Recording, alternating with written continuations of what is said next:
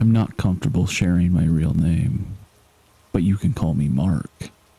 What I'm about to tell you is completely true. This happened about 2 years ago when I was living inside a medium-sized city in the Midwest. Nothing special about the place. Strip malls, chain restaurants, the kind of traffic that somehow exists even at midnight. I was between decent jobs at the time and picked up overnight security work through a temp agency. It paid just enough to keep the rent covered, and the shifts were quiet, usually. The site they sent me to was outside city limits, maybe 20 minutes down a 2-lane highway that turned into empty stretches of land. The business was some kind of distribution warehouse. I never went inside.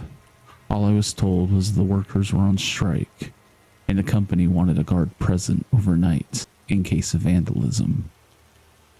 My entire job was to sit in my car in the parking lot and walk the perimeter once an hour, every hour. That was it. The first night, I remember thinking it would be the easiest money I've ever made. The warehouse sat by itself, a long, low building with no other businesses nearby. No street lights.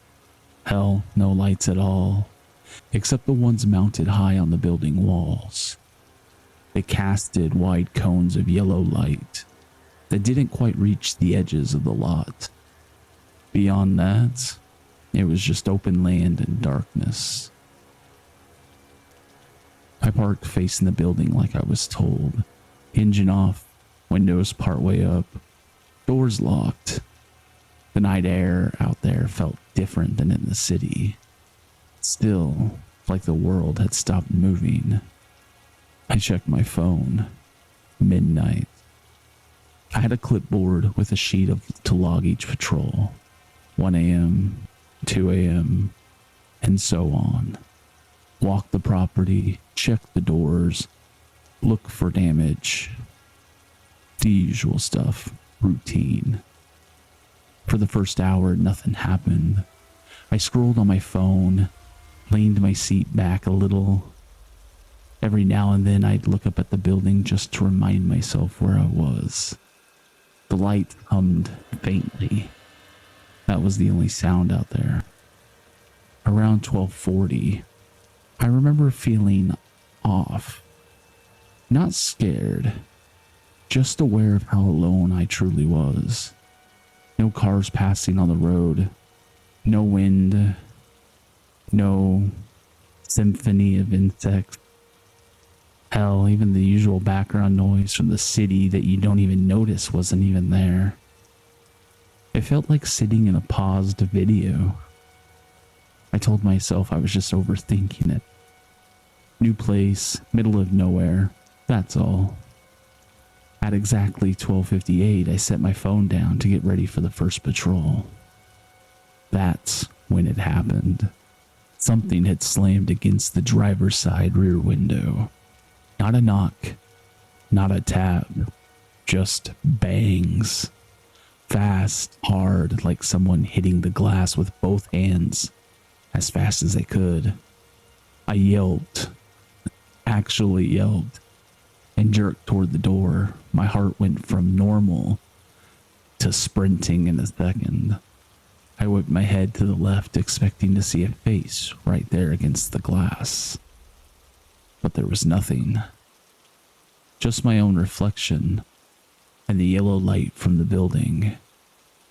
I froze, staring at the window, waiting for a second round.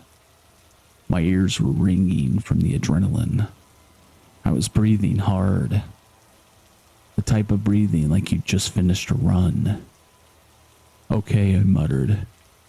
More to hear a human voice than anything. Okay. I leaned forward and looked past the side mirror, scanning the lot. Empty.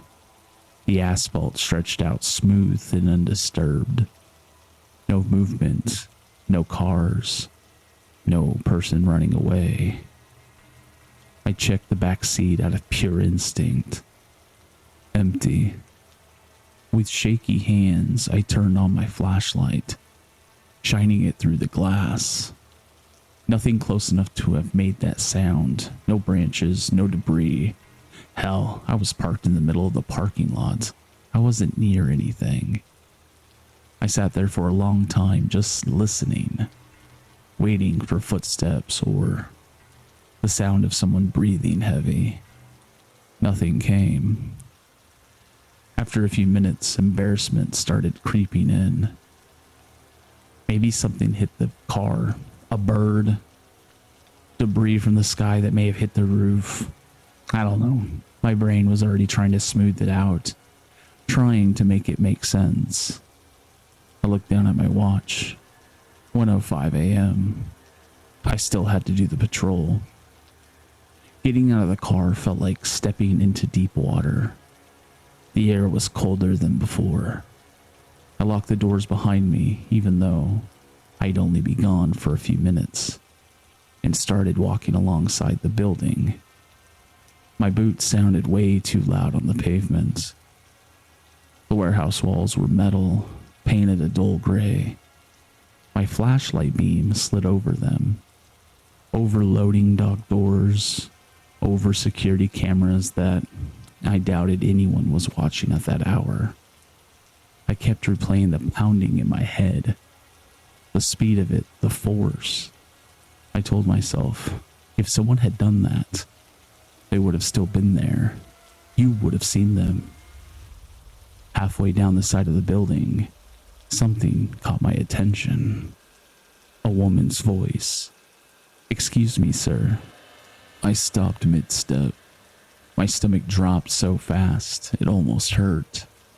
The voice wasn't loud, not shouting, just polite, normal. I turned slowly, already speaking. Yes. The light from my flashlight swung around with me. There was no one there. Just the side of the building, and the parking lot stretching out into the darkness beyond the light.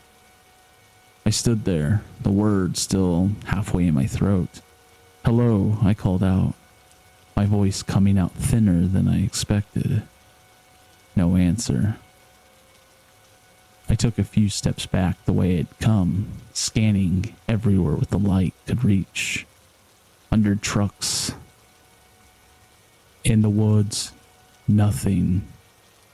I told myself maybe it came from the road, maybe someone walked by. But there was no sidewalk, no houses, no reason for anyone to be out there on foot at 1 a.m. And the voice hadn't echoed. It had been at ear level, close enough that I'd answered without thinking. I finished the patrol faster than I should have. I checked the doors without actually checking them. I just wanted to be back in my car. When I shut the door behind me and locked it, I felt a wave of relief that didn't make sense for such a small space. I didn't like being outside right now. The second hour dragged on. I kept the interior light off, just sitting in the dark, with the building lights outside. Every few minutes, I'd glance at the driver's side window, half expecting something to appear. Nothing did. I tried music, but turned it off. It made me feel less aware, and somehow that felt worse. Around 2:30, I noticed something I hadn't before. The lot was so still that it didn't feel like a place anymore. It felt like a backdrop, like the building and the lights were the only real things, and everything past them was just space. My brain kept wanting to fill in the darkness with something. Movement, shapes. There weren't any. At 2:55, I didn't want to get out. Now, I did skip the 2 a.m. patrol, but I couldn't skip all of them. So I had to get out on this one. The sheet had to be filled out, and the company tracked the patrol via the cameras. So I forced myself to open the door. This time I didn't walk as far from the building lights. I checked my doors, checked the windows, looked for damage. This time nothing spoke, nothing moved, but the whole time I had the feeling of being watched from somewhere I couldn't point to. Not from the building, but from the dark beyond it. I didn't look too long and rushed back to the car. 3:07 a.m. I am ashamed to admit that I am scared and that I made that patrol go much faster than I should have. But I'm sitting here staring at the dashboard and I hear something. A child laughing. Not loud, not screaming, just a soft, breathy giggle, like a kid trying to not be heard. It came from outside the car. I didn't move at first. My brain rejected immediately. There were no houses, no playgrounds, no families anywhere near here. Hell, what child is going to be on the playground at 3 a.m.? But the laugh came again, a little stronger this time. I felt tears prick in the eyes, out of pure stress. Stop, I whispered to myself, or to whatever that was. I opened my front door. I still don't know why. I just did it out of instinct. The night air hit my face, cold and still. I stepped out, turning slowly in a full circle. Hello, my voice barely carried. Nothing. No footsteps, no rustling, no shapes moving between the lights. Just the empty lot, the building, and the fields beyond. The silence after that laugh felt heavier than any noise. I stood there for a full minute waiting for it to happen again, but it didn't. I got back in the car and locked the doors. My hands were shaking so hard I dropped the keys more than once. I didn't do the 4 a.m. patrol, or the 5 or the 6. I didn't care anymore. I just sat there until the sky started to turn gray. I finished a shift, drove back to the city in complete silence. The world looked normal again. Gas stations, traffic lights, people driving to jobs very early. I didn't feel normal, and I never went back. I found a different job a few weeks later. Indoors, around people, less pay, more noise, but I didn't care.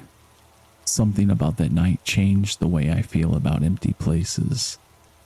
I don't like silence anymore. Quiet settings makes me anxious, and I avoid being out in nature after dark if I can help it. I've never applied for another security job since. It messed me up enough that I never even contacted the temp agency. I didn't turn in my time card to be paid, and I ignored all their calls. Part of me just wanted to pretend that night never happened. But lately, I've been thinking about it more, and I feel like I need to tell it, so I can finally move on. I still can't forget the sound of the pounding on the window, the woman's voice behind me, or that child laughing in the dark. I hope I never hear anything like that again.